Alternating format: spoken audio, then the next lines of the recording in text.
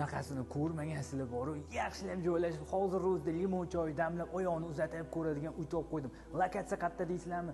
Yunusobod tumani Zenit tiklanishda. Mana qaranglar, 3,5 sotuv yer maydoni, naqd ikkita darvozasi bor.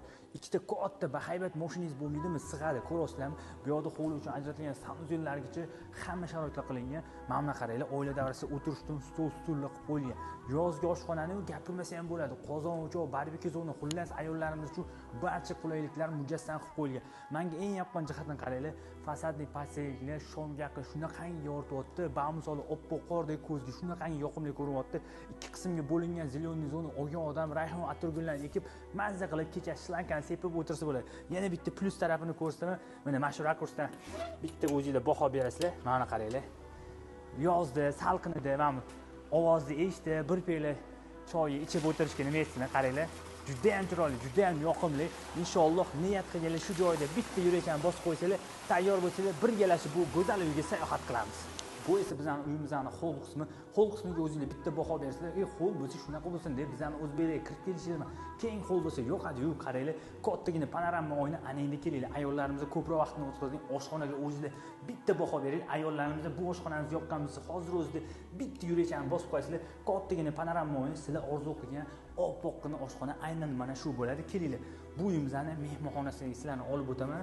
Mehmonxonasini ko'rasizlar, juda ham chiroyli, tanlangan ranglar ko'zni ortmaydi. Sizlar hali bu uy podvalni ko'ring. Podvalda namozxona sizlarni kutyapti.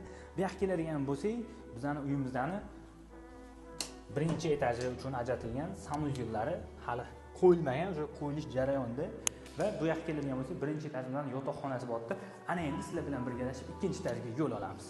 Bu esa bizning uyimizning ikkinchi etajga chiqishimiz bilan sizlarni mana shunaqangi keng hol kutib oladi. Bu yoqdan to'g'ridan-to'g'ri balkonga chiqsak bo'ladi. Bu yoqqa TV zona, xullas Wi-Fi'lar hamma sharoitlar qilib qo'yilgan. Kelinglar, endi sizlar bilan birgalashib master spalnimizdan ko'rib chiqamiz. Xo'p, kirishimiz bilan ko'rasizlar, kengina joy. Bu yoqqa keladigan bo'lsak, bu yoqni garderobni, yana shunaqa polka yasattirsak bo'ladi.